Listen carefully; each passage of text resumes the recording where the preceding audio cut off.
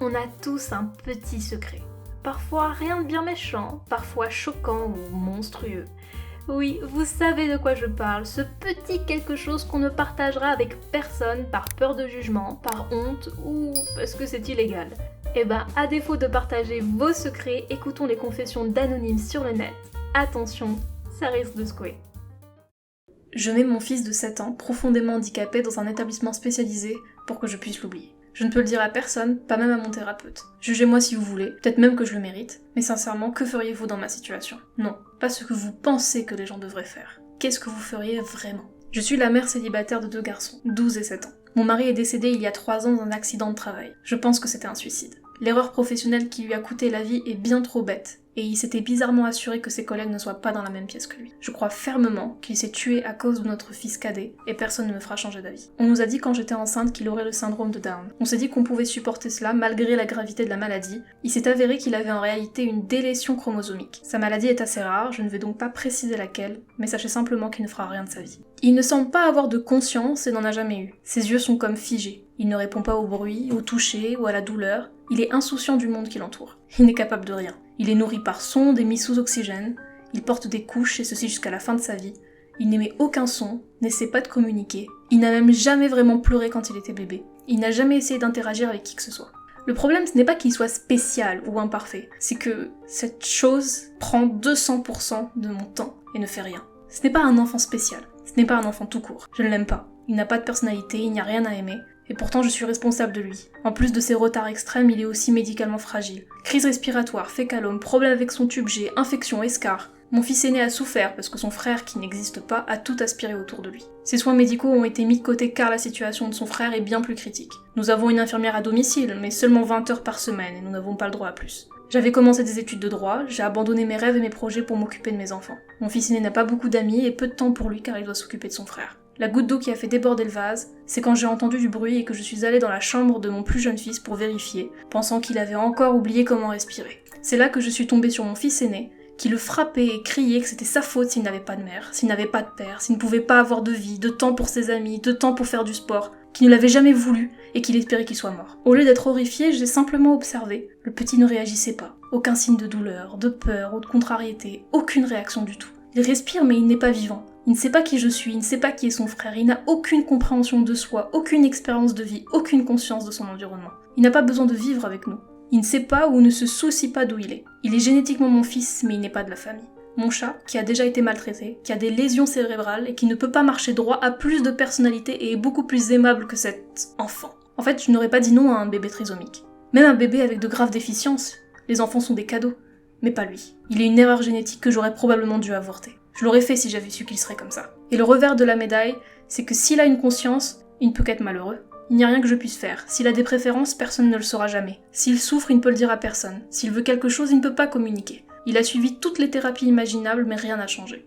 C'est acté. Il quitte notre maison le 29. Je me sens excitée et soulagée, mais aussi coupable, parce que je sais que nous serons plus heureux sans lui. Il a déjà pris mon mari, le père de mon fils. Celui-ci travaille tellement pour payer les soins de ce légume, pour les thérapies expérimentales que l'assurance ne couvrait pas.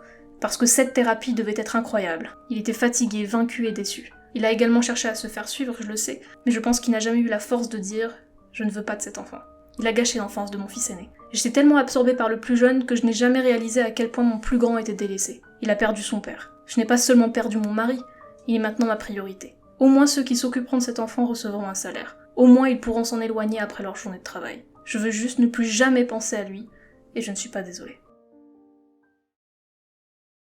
Un policier m'a arrêté, j'ai appelé le 911 et j'ai menti pour éviter d'aller en prison. J'avais 19 ans, j'étais en retard au travail dans ma petite voiture, et je ne me suis pas arrêté à un stop. Je n'avais presque plus d'essence et j'étais près d'une station-service. Je voulais arriver à la station avant que ma voiture ne tombe en panne. À l'époque, dans les années 90, un nouveau téléphone numérique appelé VoiceStream, aujourd'hui T-Mobile, venait d'être mis sur le marché et son principal atout était d'être numérique et non pas cellulaire. L'une des premières choses que le vendeur m'avait dit et répété était que, puisque c'était numérique, le signal ne pouvait pas être triangulé ou tracé. Je ne m'en souciais pas, mais ça m'était resté en tête. Je savais que si j'étais en retard au travail, j'allais perdre mon emploi. Ils étaient très stricts là-bas. Alors, quand j'ai donné au policier mon permis, ma carte grise et mon attestation d'assurance, qui étaient expirées, j'ai eu une idée. Juste après avoir remis les papiers au policier, Alors qu'il marchait en direction de sa voiture, j'ai appelé le 911 et j'ai dit à l'opérateur que je venais de voir un type avec une sorte de fusil à pompe entrer dans un bâtiment à environ 2 pâtés de maison. J'ai confirmé l'adresse et j'ai raccroché.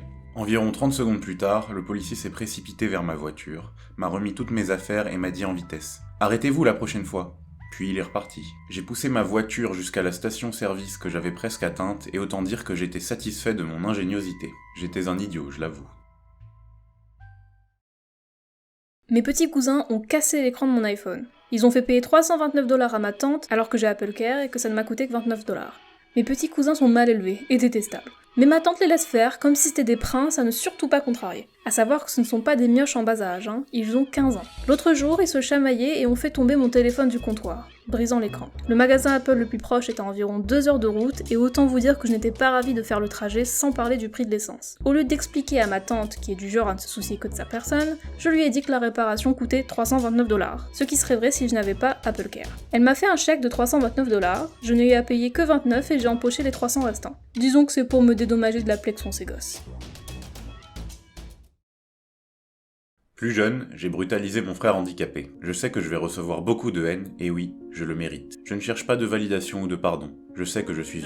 J'ai juste besoin d'en parler. J'ai un frère qui a 2 ans de plus que moi. Il souffre d'une maladie depuis sa naissance, qui l'oblige à se déplacer en fauteuil roulant. Il ne peut pas non plus utiliser ses bras très bien. Nous avions une excellente relation jusqu'à ce que j'aie 11 ans, et que je commence à en vouloir à mes parents pour l'attention qu'ils lui accordaient, et le stress qu'il leur faisait subir. Je devais constamment l'aider, le changer, le nourrir. Je détestais ça. Lorsqu'il a atteint l'adolescence, il a commencé à être insolent avec nos parents, et j'ai commencé à lui en vouloir encore plus. Je sais maintenant que je n'avais pas le droit de le juger et que je ne pouvais pas imaginer à quel point c'était dur pour lui. J'ai arrêté de jouer avec lui et je me suis fait d'autres amis à l'école. Je racontais à ma famille tout ce que je faisais à l'école pendant le dîner pour qu'il se sente mal. J'ai commencé à ne presque plus lui parler et à faire comme s'il n'existait pas. Il était frustré au point de pleurer pour attirer mon attention. La situation a commencé à s'aggraver il y a 2 ans, lorsque j'ai fait exprès d'éteindre le Wi-Fi et de débrancher la télévision chaque fois que nous devions quitter la maison, pour que mon frère ne puisse rien faire d'autre que de s'asseoir dans son fauteuil roulant. Je faisais exprès d'effacer ses émissions préférées enregistrées sur la télé. Je me moquais de lui constamment. Je bougeais les objets hors de sa portée. Je faisais semblant d'être dégoûté quand je devais le changer ou lui donner son bain. Il se sentait tellement mal qu'il s'excusait à chaque fois. J'ai fait en sorte que mon propre frère s'excuse d'avoir... Qu'est-ce qui ne tourne pas rond chez moi? Mais mon incroyable frère ne l'a jamais dit à mes parents. Il ne m'a jamais renié. Il y a 3 semaines, il a essayé de me parler, mais je l'ai ignoré. Au bout d'un moment, ça m'a tellement agacé que je l'ai emmené contre son gré dans le jardin.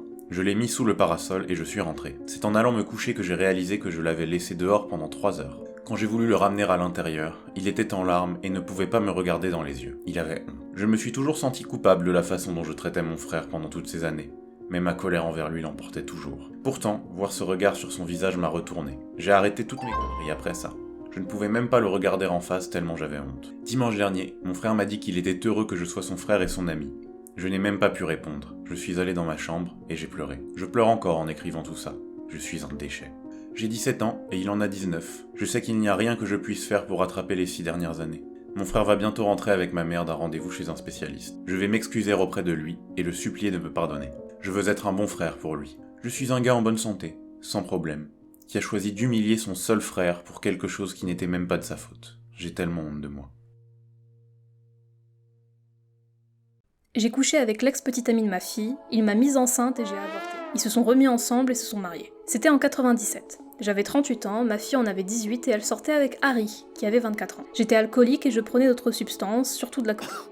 Je n'étais pas une bonne personne, encore moins une bonne mère. Je n'étais pas violente envers ma fille, mais j'étais généralement inattentive et je me souciais plus de mon alcool et de ma poudre blanche que d'elle, surtout pendant son adolescence. Je suis sobre depuis 14 ans maintenant. Je n'ai jamais apprécié le fait que ma fille sorte avec Harry, mais je ne lui ai jamais vraiment dit pourquoi. Il flirtait avec moi, constamment, et la différence d'âge me faisait aussi flipper. En plus, il était alcoolique et se droguait tout comme moi. Elle a rompu avec lui à cause de ça. Peu de temps après, elle a déménagé, pas très loin, mais elle ne vivait plus avec moi. Harry n'arrêtait pas de m'appeler pour me demander si je voulais aller boire un verre, mais je refusais. Un jour, il m'a dit qu'il avait de la coke et je n'ai pas pu résister. Il est venu, on en a pris, et on a fini par coucher ensemble. Faut dire que c'était un très beau garçon. Pendant les quelques mois qui ont suivi, peut-être 3-4 mois, il venait souvent à la maison et nous faisions l'amour, prenions de la drogue et nous saoulions ensemble. Et puis je suis tombée enceinte. Je savais que c'était lui. J'avais fait l'amour sans protection plusieurs fois bêtement. Je ne lui ai jamais dit que j'étais tombée enceinte et je me suis fait avorter en secret. Bref. J'ai arrêté de le voir après ça, c'était trop bizarre. Je suis devenue sobre pendant environ 4 mois avant de rechuter. 2 ans plus tard, ma fille m'a contactée pour me dire qu'elle s'était remise avec Harry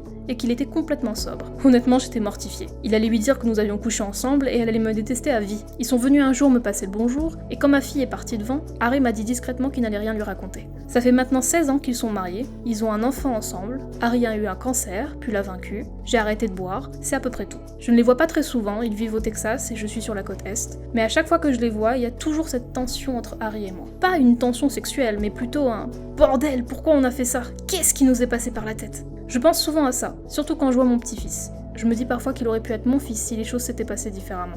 Mais purée, quel désastre ça aurait été si j'avais gardé cet enfant. C'est déjà la fin. Alors, qu'en avez-vous pensé? J'ai sélectionné plusieurs histoires différentes pour faire plaisir à tous les goûts. Alors, en termes d'assesseurs émotionnels, on y est allé aujourd'hui. J'espère que ça vous a plu. Si c'est le cas, défoncez le pouce bleu, le bouton abonnement et l'espace commentaire. La chaîne vous en remerciera. Parce que oui, je suis un bébé sur la plateforme et vous êtes les épinards qui me feront grandir. Ok, qu'est-ce que je raconte? Bref, morale de l'histoire, vive Popeye et à bientôt.